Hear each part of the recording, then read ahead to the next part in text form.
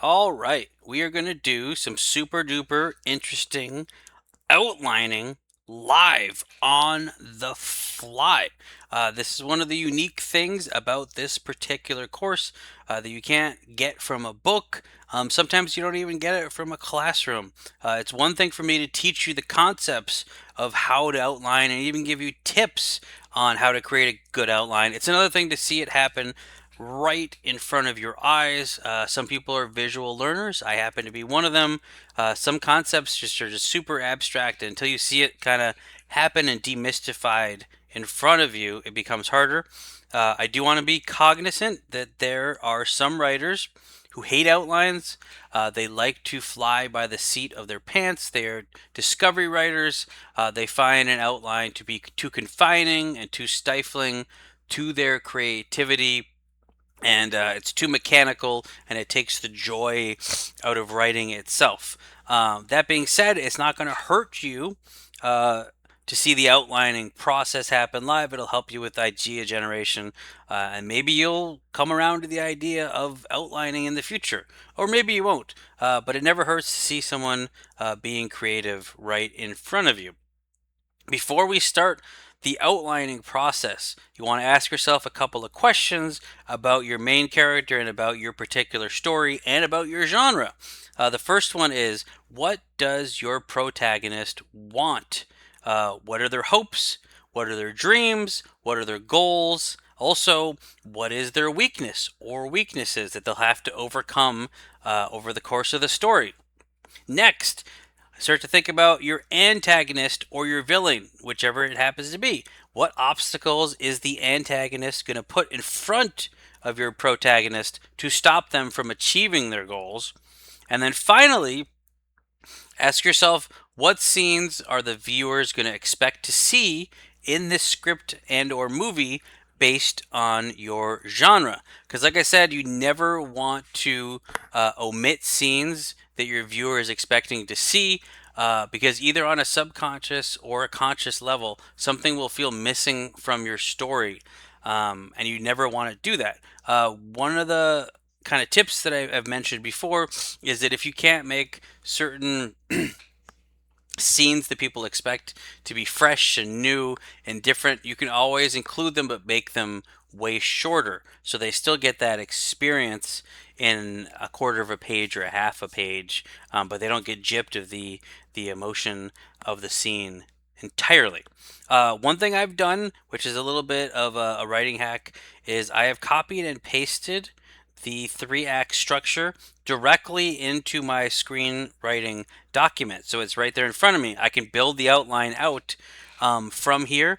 And once the outline is done, I will actually just start physically writing the script directly from this document. I know some people like to create a separate document for their outline, but I find it's actually just easier and the flow works better if it's actually right on the screen in front of me and I don't have to refer to a separate document.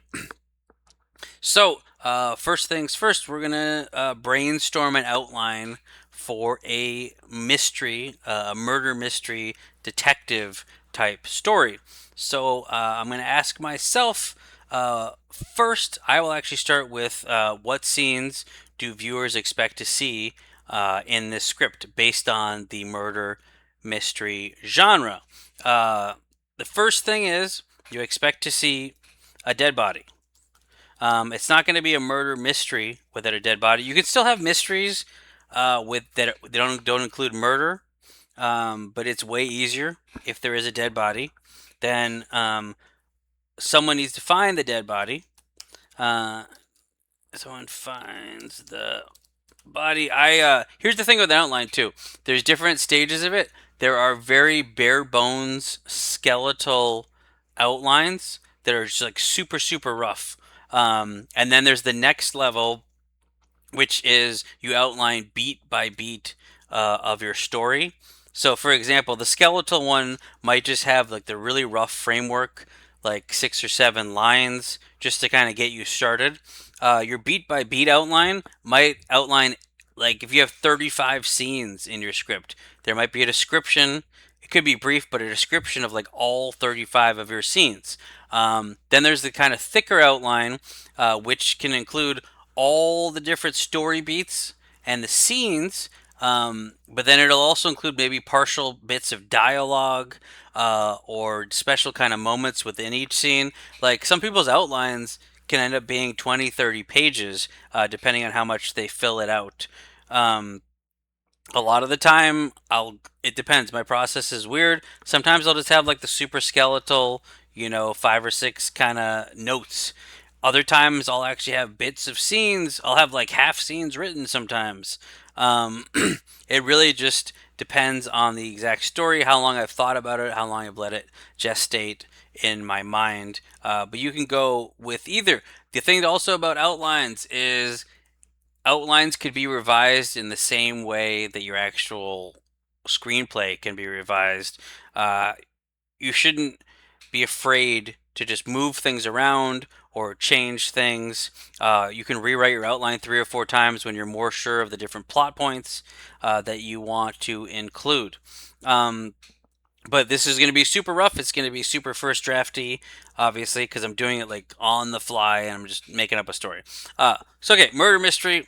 You're going to want to have a dead body. Someone's got to find the body. You're going to want the detective. So the detective can either be finishing up another case, like, because the one thing that I brought up a bunch of times, their first 10 pages are super important. You don't have time for a slow build in the way that you used to. You want stuff to happen immediately. The easiest way to have something happen immediately is you either have like a fresh dead body show up and begin that case, or you can have the detective finish a previous case and then kind of think that he has a little bit of time off, and then like a separate dead body shows up for another case. That way, you have that initial big scene of him solving a previous case. I say him, but it could be a him or her. It doesn't matter. But they finish that first case and then they move on to the second one, or they just go straight into the new case and start the movie right there. But either way, the detective will be doing something in their life. The thing about detectives, I don't know if you know, a lot of times their personal life, like they could be genius about forensics and solving mysteries, but their personal lives tend to be a mess. There's a lot of divorces, there's a lot of alcoholism, stuff like that. Because the problem with being a detective is that you're basically on call. And you can just be doing whatever in your life, and you just get a call from the chief, and all of a sudden you're working until 2 a.m., and then you're just obsessed with solving this murder until you catch the killer. And if it's even worse, if the case goes cold and years go by, it could just like wreck your entire life. And you can't really have a ton of definitive plans as a detective, unless you've scheduled vacation. But like if you're on call, it can be super brutal, and it can for sure wreck private lives. So we'll have detective at home. Maybe the moving boxes are in his apartment because his wife is in the process of moving out. Moving boxes in apartment, wife moving out. Maybe the detective goes for a drink. Detective goes for a drink, but the bottle is empty. Maybe the detective goes to try and win back spouse, but she doesn't even want to listen to him. Or the alternate version is detective is divorced, keeps playing with the empty spot on their finger where a ring used to be. While out on a date, the date brings up the fidgeting. So basically, you could have a scene where the detective's on a date after getting a divorce, and they want to move on, and then they get a phone call from the police chief that a murder has happened, and you have to come in, and then it just ruins like his first date in a long time. Phone call from police chief. All right. Anyway, like I said, you can. This is all variable stuff. So that there's dead body, but one of the things it's interesting about a murder mystery that I'll go over is you can either have the body show up and then you kind of slowly unfurl all the suspects one by one through interrogations and various interviews and figure out what is the possible motive uh, for that particular suspect. The other option is that you kind of get to spend a couple of scenes with each individual suspect interacting with the person who's going to end up dying, and then the body shows up. But the problem with that second version is you need something to happen at the beginning to draw people in. One of the things one of the techniques that writers like to use sometimes is someone discovers dead body, and then you superimpose like 3 days earlier. And you just go back 3 days. So then you have that initial moment, like there's a dead body, so you have a big moment. But then you kind of flash back to 3 days earlier, and then you get to see, the wife has an argument with the victim. Maybe son and daughter have a rough conversation with the victim, who will be their dad. Goes to work, like coworker who is vying for a promotion, has a competitive verbal jousting match with the victim. Then after work or maybe on lunch break, a victim meets up with woman he's having an affair with at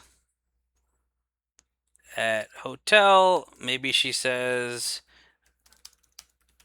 "You told me you were going to leave your wife."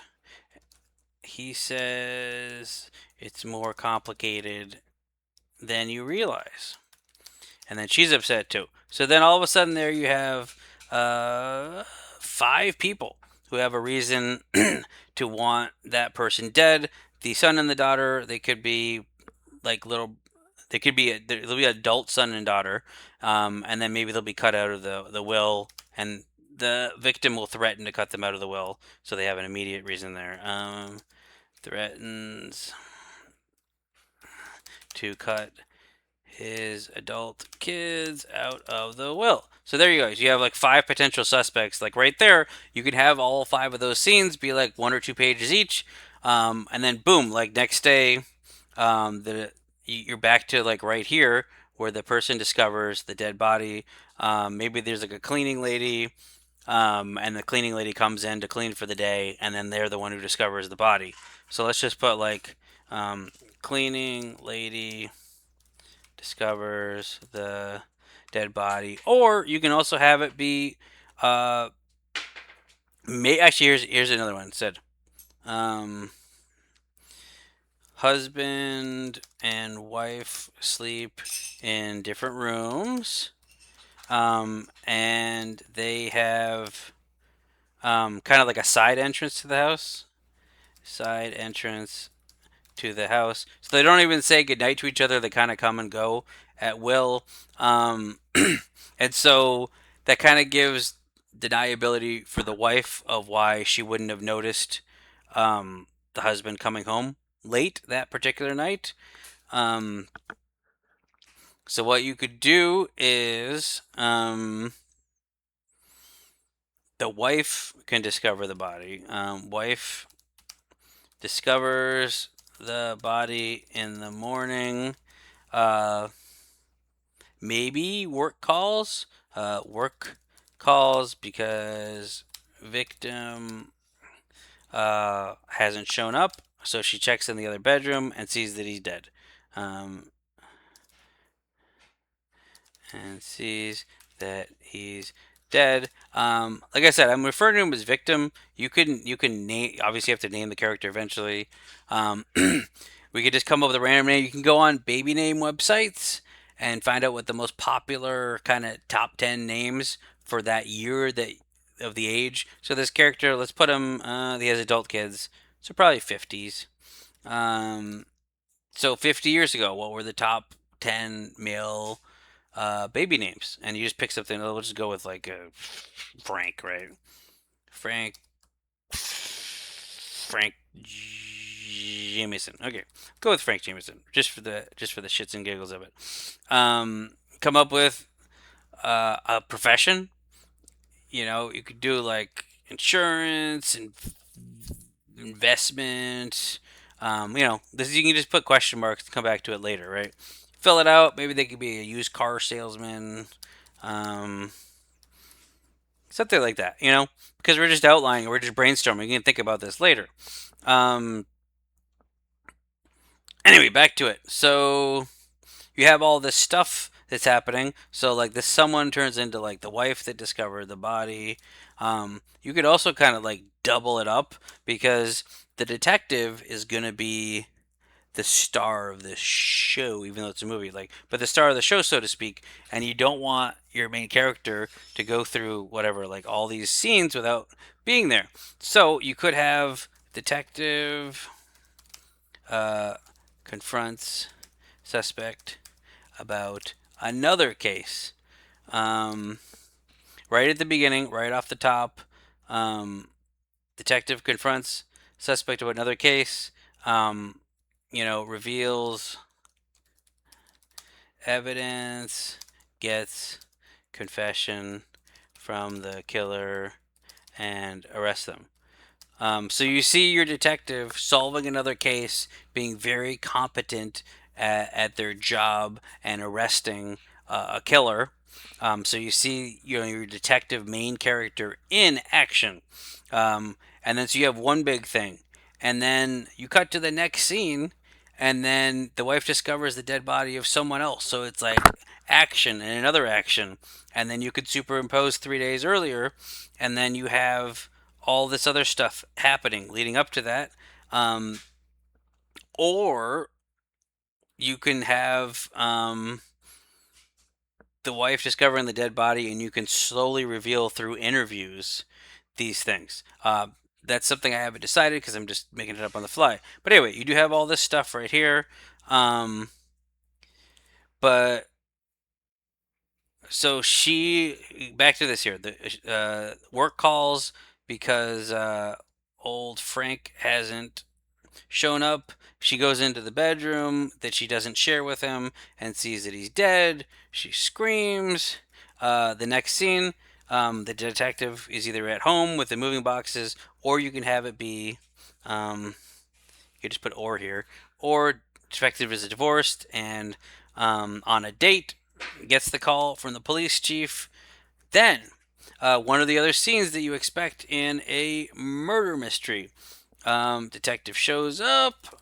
You're going to have a forensics fan because the entire forensics team is going to be there. They're going to check for prints, any other kind of identifying information. Also, police are going to be taking pictures of the scene. They're going to be gathering any kind of evidence that can be found at the actual crime scene.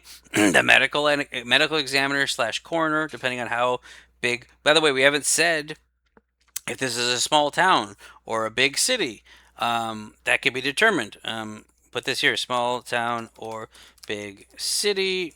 We'll get to that later. But see, this is like we're just brainstorming on the fly. We're writing it all down.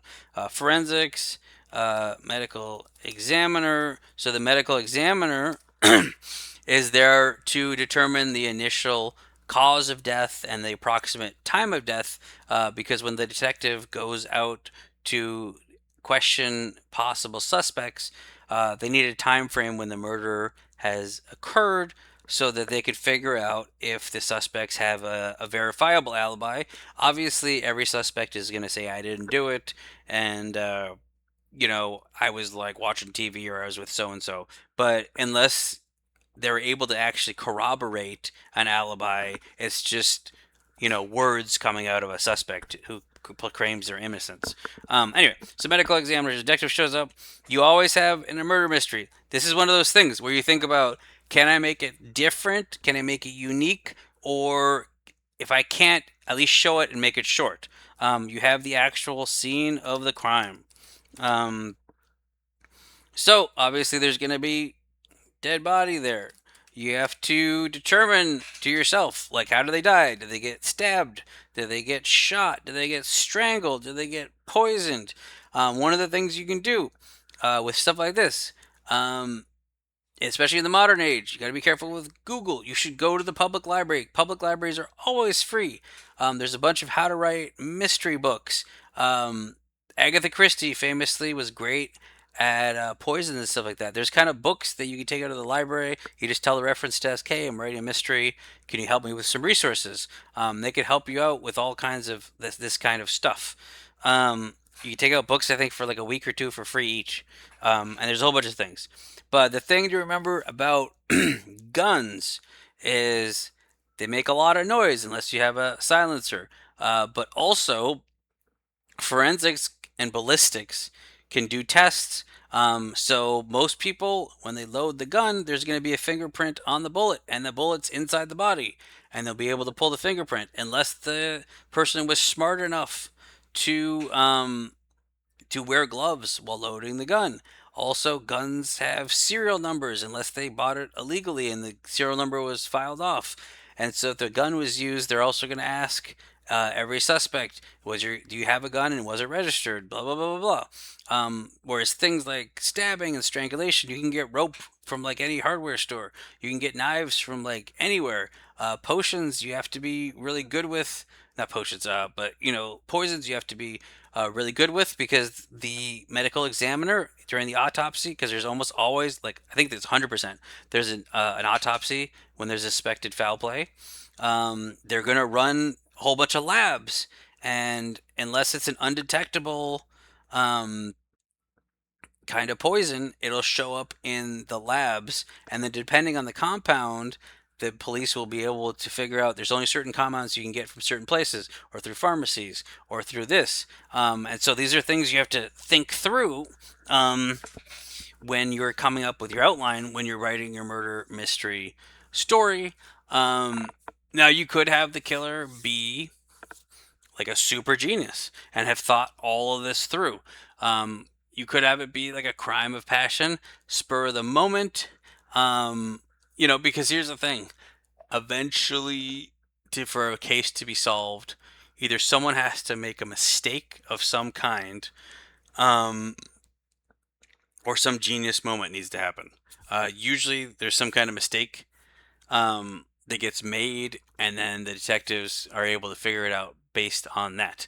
One of the other things to remember about a murder mystery is, just because of statistics in general, the first person suspected when a spouse is killed is going to be the husband or wife of the deceased. And if they have a Mr. or mistress, that as well. Those are going to be like your first, because statistically, it's going to be one of those. It's not always that way in truth, but they're going to be suspected for sure. Anyway, so crime scene, dead body, you have to figure out cause of death, approximate time of death, like based on how stiff the body is and rigor mortis setting in, they'll say like it's approximately, they can only do so much on the scene, but they could figure it out later. They could approximately like 7 or 8 hours ago, just based on how cold the body is and the rigor mortis. So you're like, they'll put like the time of death between like 9 and midnight, right? So then when the detective goes out and questions people, he's going to be like, where were you between 9 and midnight? Anyway, so you figure out cause of death, this is this, access. So with murder mysteries, it's motive, means, and opportunity. Like, did they have the opportunity to commit the murder? Do they have the means? Um, like if someone's strangled and someone's not strong enough to do it, or like lift the body and stuff like that, that kind of thing. And then the motive, like what do they gain? Why would they do it? Anyway, so there's all these things to think about. Approximate time of death, 9 and midnight. So you kind of look over the scene. The detective's going to stare at the scene, of course. They're going to ask forensics. Oh, did you find any evidence? Like maybe a business card was left behind. Maybe a piece of clothing, like it's a men's bedroom. Maybe there's like a piece of women's clothing or something like that. Something that had dropped and is underneath a chair. Something like that, that they can investigate with. Any clues? Now, look, I'm posing a lot of questions because these are things you have to think about if you're coming up with an outline and subsequently the full story. They will make an observation based on the crime scene. That can be half a page, it can be multiple pages, right? Then the detective will talk to the person who found the body. Usually, what'll happen is detective consults with ME for the medical examiner, ME, and the head of forensics to kind of get a preliminary kind of scope of the crime scene itself. Then the detective person who finds the body, who is the estranged wife, although we don't know that part yet. Talks to the wife, asks, can you think of anyone who had a reason for wanting Frank dead? They'll list off names. They will pretend like they didn't, for the most part. So then the detective will probably, they will ask about a piece of evidence if they found one. If not, they will start questioning suspects based on the list provided. So you're going to be talking to son, daughter, coworker,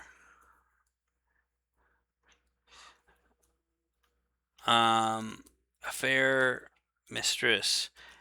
The thing about the affair mistress is the wife is going to want to throw the mistress under the bus, but the problem is if the wife admits that she knows about the mistress, then that shows that the wife has a motive of herself. So either like the son, the daughter, or the coworker is going to be the one probably to mention this mistress, and then by the discovery of the mistress, the detective is going to want to go back and talk to the wife, and say, "Did you know about the affair? And also, why didn't you mention this?" And then, oh, anyway, so when you're talking to these people, you're gonna be like, "Where were you between 9 and midnight?" Some people are gonna say, "I didn't do it," and they're gonna be like, "That's not the question." Some people will be like, "Oh, I was with a friend," and then they're going to want to call the friend and confirm it. Sometimes they'll be like, "Oh, I was alone watching TV," and they'll be like, "Oh, well, that means you have no verifiable alibi." So there's a lot of lying and deception because no one is just going to. I mean, it's a movie, but like in real life, no one's going to come out and admit that they did it anyway. They're going to ask you where you were, dig around for motive. Um, if there is a gun involved, they'll ask, "Do you have a gun in the house? Can I see it?" Because you can also tell during residue and stuff like that if it's been recently fired. Um, that's why, like sometimes in murder mysteries, they go with non-gun weapons. Kind of like strangulation, or stabbing, or stuff like that. Because also you can wipe the blade clean and wear gloves, so there'll be no fingerprints or any verifiable information. Oh, back to here, by the way. This is why I'm going through it. So back here, they're also going to pull fingerprints from the room the victim's clothes, side door, uh, looking for anything. The one problem with that is that if there's like three people living in the house, like the wife, the daughter, or the son, their fingerprints are going to be like all over the place. As long as they're not on the victim's clothing, they'll naturally have fingerprints coming in and out of the room. Um, and maybe they realize that. They're also going to look at the side door, see if there's any strange fingerprints, or if the doorknob has no prints, that means that the killer wiped the doorknob clean. They're also going to look for signs of forced entry, which means did they break in? Did they pick the lock? Is the lock totally kicked in? The door kicked in? If there's no signs of forced entry, that means that they had access. Like they either had a key or the victim let them in. So these are all things to think about when you're outlining. Like, here, we're just outlining a whole bunch of stuff. Anyway, so they're digging around. Small town, big city, blah, blah, blah, detective wife. You talk to all the suspects. Usually, you talk to all the suspects, and detective kind of does a rundown, creates a murder board listing suspects, motives, such. Then you kind of have a scene most of the time where the detective will go home, either go on a date, try to have a life, think about the case, not sleep very well, drink a lot, be hungover. I mean, you could choose where there's a detective kind of has that separate moment. Next day, they can come back to work. Uh, try to think about something. Something I missed? Also talk to forensics, medical examiner slash coroner.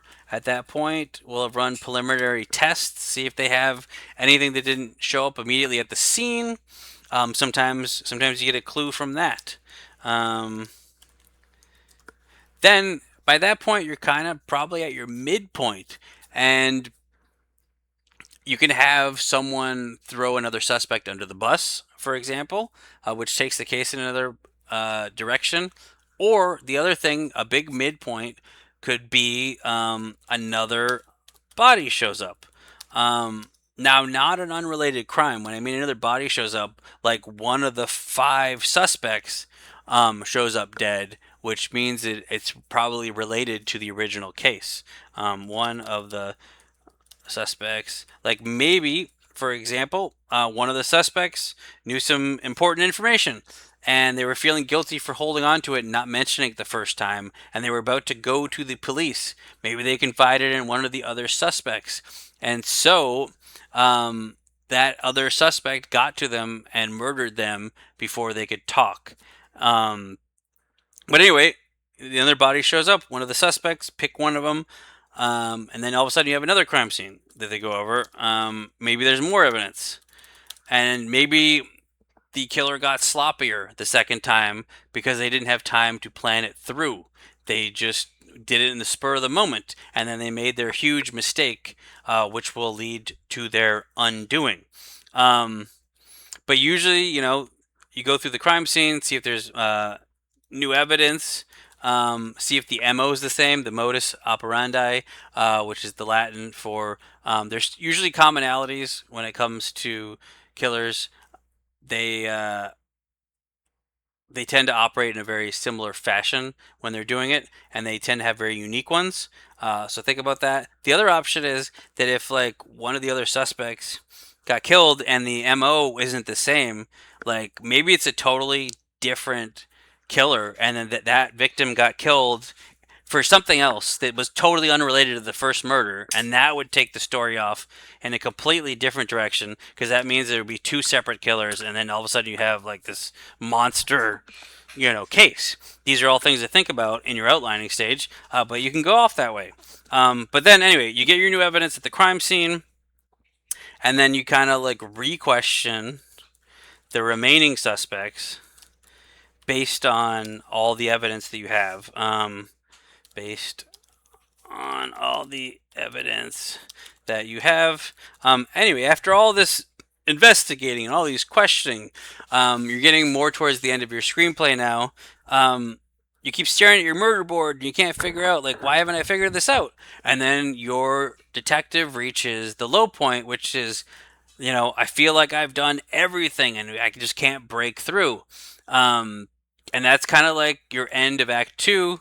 Like, maybe they hit the bottle, maybe they, because they can't fit, or maybe they get the idea to hit the bottle and they resist, because they're worried that if they hit the bottle, they won't ever figure it out.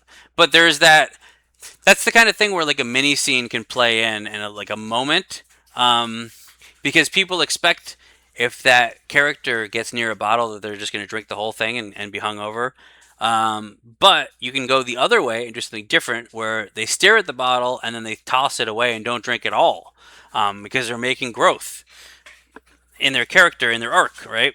Anyway, so you hit your low point where it seems like the case will never be solved, right? And then you go into Act Three, and something happens, like it all ties together, or a new piece of evidence comes to light, or sometimes what they do is a tip line. They'll get on the TV and have a press conference and say if anyone has any information whatsoever that can help us find this killer, and then maybe you get an anonymous tip from someone, and it's probably going to be from one of the other suspects. Maybe they didn't realize that the police could trace their call. Maybe they found one of the remaining payphones in existence, and that payphone is near a gas station, and that gas station has a video camera. And you go check the video camera at the gas station, and you see who made that call at that time, and then you go track down that particular suspect, and get information out of them, and that leads to the solving of the case. Or maybe there's a piece of evidence that was found at the original crime scene that you couldn't put together, and then it all ties together, and you're like, oh, they had that like light bulb moment where it's like, oh no, this all comes together. And then in Act Three, there, after being at your low point, you figure out who it is. They get everything all ready to do the big reveal question. They confront the killer. Now, in real life, from what I've read, 99% of the time, you don't ever get a confession ever. Like they'll be arrested, they'll be in court, they will lie on the stand, and even with like dead to rights evidence, they will not confess to the murder. But this is a movie, and remember that it's not real life; it's a movie, and most of the time, you're gonna get that confession. You're gonna get that long 5 or 6 page confession scene. It can go multiple ways, where the detective confronts the killer with a whole bunch of mountain of evidence, and the killer just breaks down. Or the other thing is the detective confronts the killer with a whole bunch of evidence, and the killer refuses to budge. And then the detective says, "Well, this is how I think it happened." And the detective basically lays out the whole scenario. And then you can either have the killer admit to it, or they just get arrested because there's an overwhelming amount of evidence. Anyway, but you have your big reveal scene. It doesn't have to be that way. It could be they get confronted with evidence, and then they just try to like grab a gun from one of the holsters of a near police officer, and they have a gun standoff, with which ends with the detective winning and the person getting arrested. Or maybe they just try to run, or maybe they're going to confront the killer, and the killer sees him coming, and then there's a big chase scene through the streets and get him that way. It depends on how much action you want to go with, but you can have the chase scene, you can have the standoff at gunpoint, or you could just have like more of the cozy, kind of here's the reveal. But anyway, since it is a murder mystery, they're going to catch the killer. And then from there, you have your kind of resolution. Detective gets congratulated, um, by the police chief and stuff like that. And then you have like the new order, which is maybe the detective goes on another date, and actually gets his life together. Or maybe you just go straight in to another case. Like detective really just wants a couple days off, and then there's just another murder, and it's kind of like the start of another movie. But anyway, there's a rough outline of that particular one. But that's a murder mystery. We can do another outline for a different kind of story. Can you not watch stuff loudly? Anyway, we're going to go on to another story. Again, I have the 3-act structure just right in front of me. By the way, so I did the outline for the first one. The way that you can do this here is that you already have it in your document, and the main reason I do it this way is you could just leave it like this. So when you actually start writing, you can start typing interior house, bedroom, day. Frank stands in front of. Oh, Frank was no, sorry. Detective stands in front of Frank's daughter Anne. And then you could just start typing. Where were you between? See, that way you can go from empty page to your 3-act structure to your outline to actually typing, but then you also have a reference of what's coming, and you just build out your interior insurance office day coworkers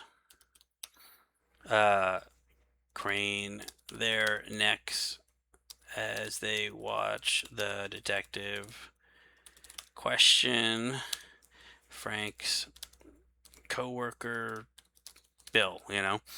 So like that, you can build it out all in the same document, and then you already know what the next scene's going to be because you got it right there.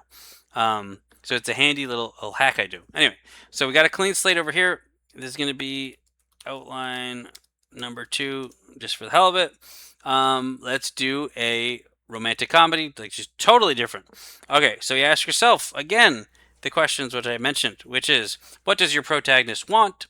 What are their hopes, their dreams, their goals? What is their weakness?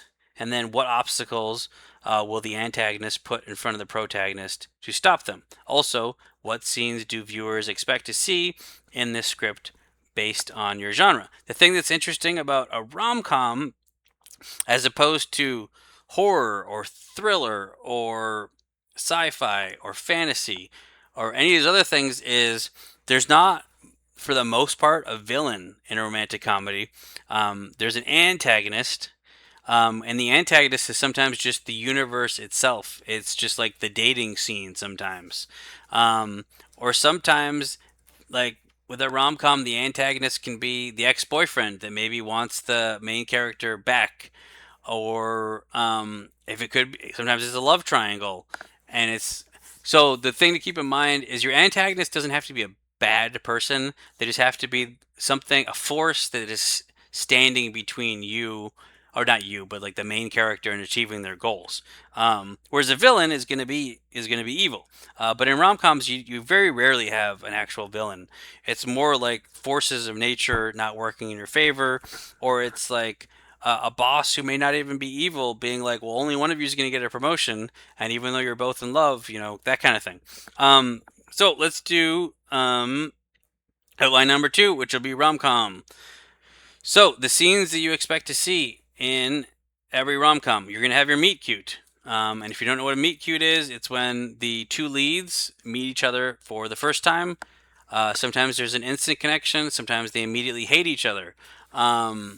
There's also like second chance romances where it's someone you previously dated who comes back into your life, and maybe they've changed and you haven't seen him in 20 years because they moved to New York City and blah blah blah, whatever. Other times it's just like a new person in town who ends up working at the same place as you. It could be a whole bunch of different forces, right? But you're gonna have that in a rom com. People expect to see that meet cute. Also, skip all the way to the end. People expect to see at the climax the big emotional outpouring, which is outpouring. Maybe I should spell it right. That'd be great. Anyway, you have the big emotional outpouring. Usually there's like running in the streets at night. So basically, at the end, I know I'm jumping around, but the end of Act 2 of basically every rom com, the couple who have been together, they have a big fight or they actually break up. And then it seems like it's over. It's not going to work. And then they have that moment where they realize, no, I'm going to change for this person, or no, we're going to make this work. And there's a lot of running. Sometimes at New Year's, sometimes they're running through airport terminals, but they just love the idea of running to get to that person. And then they finally confront each other, and then usually it's the guy, but sometimes it's the girl. Will give this huge speech, like huge dramatic speech, um, huge dramatic speech, and then it's going to be something like, "Oh, I've always loved you. I don't want to let you go. I can't imagine my life without you." You've seen it. But that's what people expect. I know I've started with meet cute and got all the way to the end. And then, of course, they expect the big kiss. There's always got to be. What's the point of a rom com if they're not going to have that big kiss? And then the resolution scene is going to be them as a couple. Sometimes they flash forward 6 months and they're getting married. Sometimes they flash forward a year and like one person built a new business, because the other person got the promotion they wanted, or sometimes they just kind of have a scene where it's a couple days later and they're snuggling on the couch or something like that. But you have that final resolution as a couple. And they expect to see it. Like the viewers, readers expect to see that in your rom com. In the middle, this is the murky middle, like your second act, all this other stuff. Usually there's a couple different versions of rom coms. There's the ones where the couple starts dating, kind of like end end of act one, start dating, like first date. And I'm not talking like one scene. Usually when it's a first date, it's like a whole sequence. It's like pick them up, give them flowers, drive to the restaurant, go to a nice restaurant, go to a movie. Maybe after that, talk about the movie, get some ice cream, then come home. Depending on how edgy your rom com is, there's a kiss and then they have sex, or you just drop them off. It just depends on how you're going. Whole sequence, first date. So anyway, they start dating, and then around the midpoint, you hit a different moment, which is it could be one person says I love you, and the other person is not in love yet, or they're commitment phobic, and it triggers them hearing I love you because they're not willing to say it, or they are in love but they're not willing to admit it to themselves. Or see, one person says I love you, or first big fight between the couple usually happens. And at this point, you're like in the middle of the screenplay. At that point, like it's all been lovey-dovey, everything's been going great. What could possibly go wrong? And then all of a sudden they have a fight, and they're like, "Oh, is this relationship gonna work?" Remember with the low point, couple breaks up. Could also be instead of that, or maybe X comes into town and wants her back. So then, and she's unsure about saying yes or no. So there's much different options that you can go with. First big fight. Couple gets into a barn burner of a fight. So there's a bunch of different things you can go with there. Maybe it doesn't involve a fight at all. Maybe they were vying for the same promotion and one gets the promotion, causing friction. So you build that out there. The other option is so the first lane A would be that they're dating, kind of like from the end of Act 1 all the way through Act 2, and then they break up. The other option is that they're kind of like dancing around the love hate, which is really turning into love, and then they don't actually admit that they like each other until the end of Act Two. Um, or maybe they're kind of flirting with each other the entire movie, and then a third force, another person comes in at the end of Act Two, um, and it forces an action. So it can happen both ways. Where either they're dating from like the beginning of Act Two all the way until they have a big fight at the end of Act Two, or they're just kind of like love hating each other throughout most of the movie, and then some big force happens at the end of Act Two, like maybe one of them gets the promotion, or maybe one like an ex boyfriend comes back into town and wants her back, and it makes the guy realize, oh no, like I don't want to lose her. I haven't even had her yet, but I don't want to lose her. Um, so, or maybe at the beginning here at the meet cute, like maybe he asks her out, but she's heartbroken from a serious relationship, so she's not ready to move on. And then maybe she sees him later talking to someone else and realizes she doesn't want to ruin her chances. But the thing about rom coms you have to think about is, are these people meeting fresh for the first time at the beginning of the movie? Did they know each other? Like, were they friends when they were younger, and maybe they could have gotten together and they didn't, or did they actually have they known each other a long time, and were they a couple at one time? Were they a couple for a long time and then they broke up? There's a bunch of different scenarios to work through, and then that will help inform what plot you end up going with.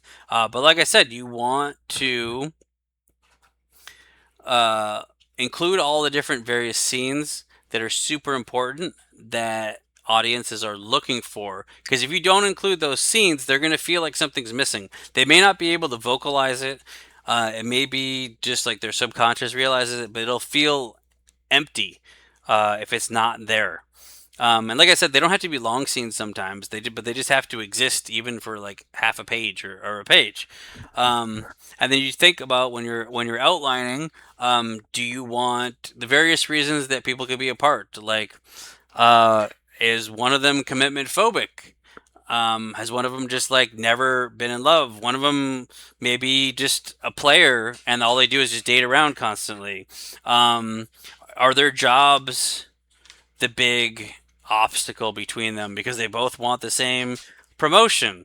Um, does one person just have like a 24-hour a day on call job, and the other one has a 9 to 5 kind of banker's hours job? Does one person care more about their job itself than they do about relationships?